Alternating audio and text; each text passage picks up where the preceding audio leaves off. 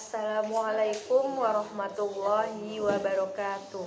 Perkenalkan, nama saya Siti Ratu Khoiria dengan NIM 23016046.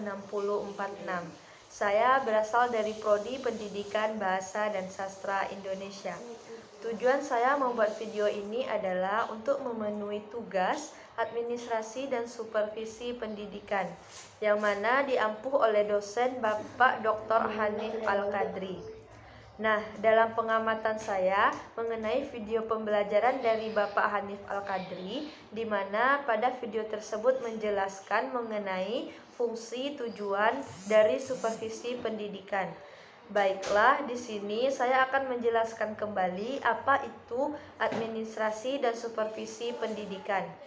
Administrasi dan supervisi pendidikan itu merupakan proses untuk mencapai tujuan pendidikan melalui segenap pengintegrasian dan pengarahan dari fungsi pendidikan melalui segenap pengintegrasian dan administrasi dan supervisi pendidikan itu merupakan proses untuk mencapai tujuan pendidikan melalui segenap pengintegrasian dan pengarahan dari fungsi manajemen terhadap keseluruhan bidang dalam garapan administrasi pendidikan. Nah, apa sih pentingnya mengintegrasikan semua hal tersebut di dalam satuan pendidikan atau di setiap sekolah, baik dalam level apapun itu, mulai dari sekolah dasar, sekolah menengah pertama, dan sekolah menengah atas, bahkan di lembaga pendidikan tinggi atau universitas perguruan tinggi. Nah, pentingnya administrasi fungsi dari pendidikan ini adalah jika kita mengambil sebuah kalimat di mana kalimat tersebut merupakan administrasi pendidikan penting sebagai subsistem dari segala sistem atau dari secara keseluruhan dalam sistem pendidikan di sekolah atau lembaga satuan pendidikan, karena dikelola itu banyak sekali bidang garapannya dan proses pengelolaan itu sekurang-kurangnya minimal 4 hal, di mana kita sering menyebutnya yaitu planning, organizing, atau controlling, bahwa semua sumber daya itu semua bidang garapan dalam administrasi pendidikan yang ada di sekolah itu direncanakan sedemikian rupa. Semua hal tersebut terintegrasi, diorganisasikan secara tepat, bagaimana memperlakukan atau bagaimana melaksanakan dan pengelolaan terhadap semua bidang garapan tersebut. Bagaimana kontrol itu bisa dilakukan untuk setiap bidang garapan yang ada di sekolah.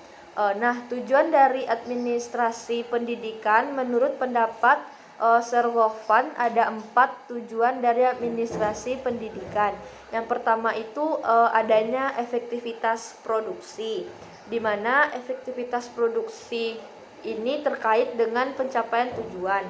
Yang kedua adanya efisiensi, yang mana melalui kegiatan administrasi pendidikan seluruh program terkait dengan bidang garapan administrasi pendidikan di sekolah lebih efisien, di mana efisien yang dimaksud di sini adalah terkait dengan waktu. Selanjutnya yang ketiga yaitu kemampuan menyesuaikan diri atau kemampuan untuk beradaptasi dalam hal kurikulum, menyesuaikan diri dalam konsep tuntunan industri atau pesan. Nah, yang terakhir yaitu kepuasan kerja setiap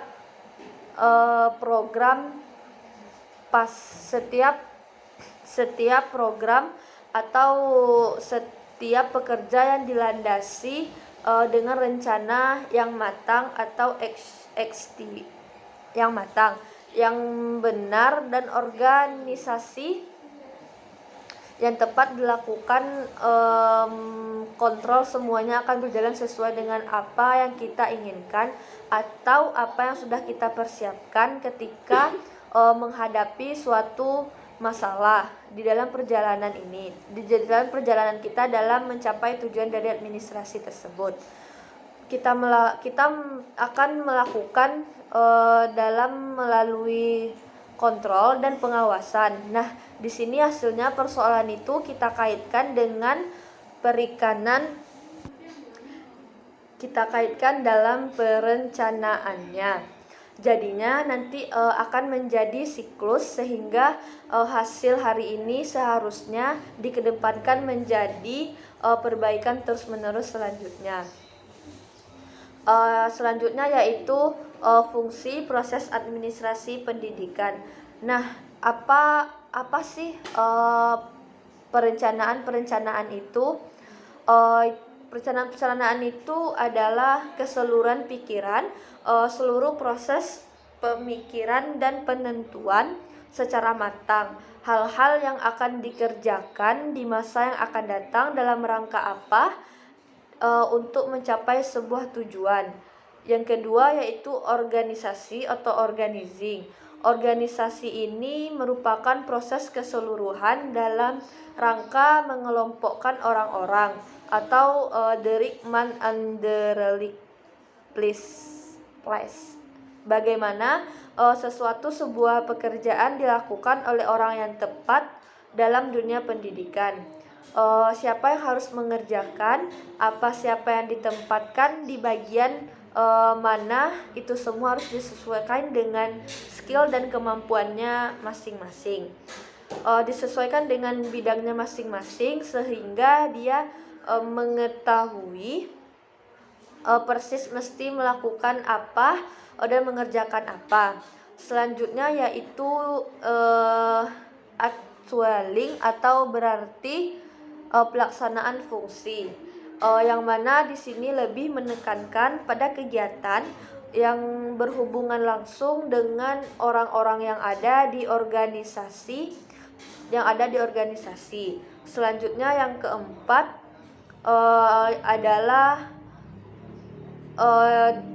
adalah controlling, yang artinya adalah proses pengamatan dan pelaksanaan seluruh kegiatan yang kita lakukan di organisasi dalam rangka menjamin agar setiap pekerja kita itu yang mereka lakukan sesuai dengan rencana yang sudah kita persiapkan, sesuai dengan rencana yang sudah kita buat. Selanjutnya yaitu ruang lingkup administrasi pendidikan.